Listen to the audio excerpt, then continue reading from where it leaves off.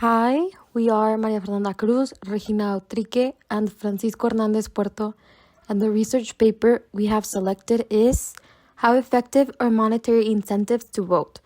Evidence from a Nationwide Policy.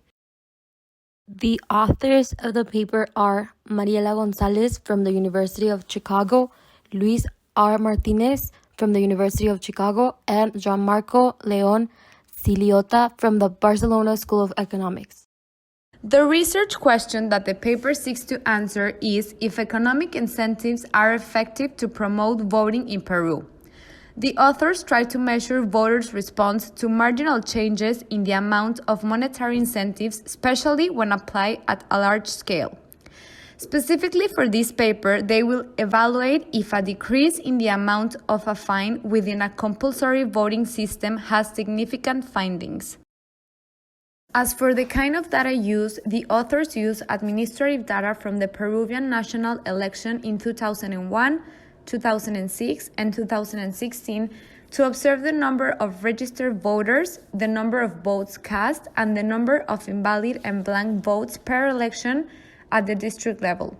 Also, they look at the number of fines issued per election and the amount of money collected from fine payments published by the National Electoral Jury since the 2006 elections because there's no reliable information for earlier elections. To measure the impact of voter turnout before and after districts were classified into three categories, this paper used a difference-in-difference analysis. Outcomes are compared for each group before and after the reform in 2006 to evaluate the aggregate effect of the policy and its effect over time. As for the context of the paper, in Peru, voting has been mandatory since 1933. If you don't vote, you have to pay the government a fine. In 2006, a reform classified districts into three categories, high, medium, and low income, and reduced the value of the abstention fine depending on the type of district. As a result, people living in districts with higher incomes per capita have to pay a bigger fine if they decide not to vote.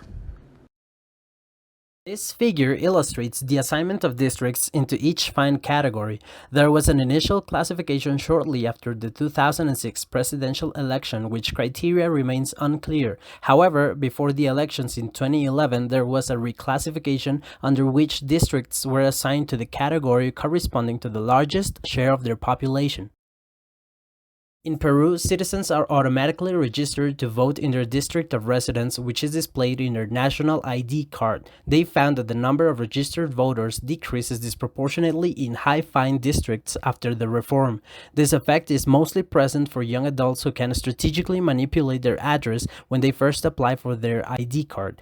Those who abstain from voting face government and financial restrictions until they pay their fine. What are the main findings of the paper? There are three main findings. First, lower fines have a robust negative effect on voter turnout. This is in part due to irregular changes in voter registration. Second, the reduction in turnout spurred by a lower fine appears to have little impact on representation. There is a one-to-one increase in blank or invalid votes with additional votes that were generated from a higher fine, as if these were canceled. These votes usually come from uninformed people that don't really care for the elections.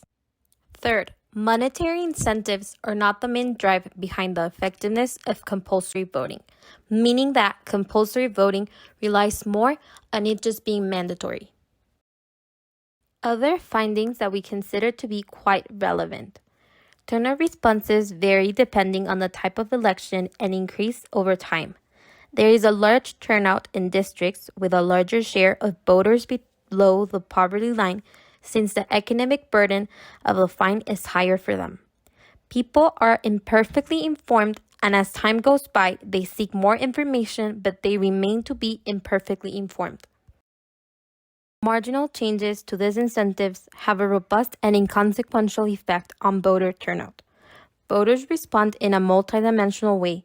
Therefore, policymakers must be cautious about the unintended consequences of targeted policies. If your aim is to maximize voter turnout, then compulsory voting as a public policy is worth considering.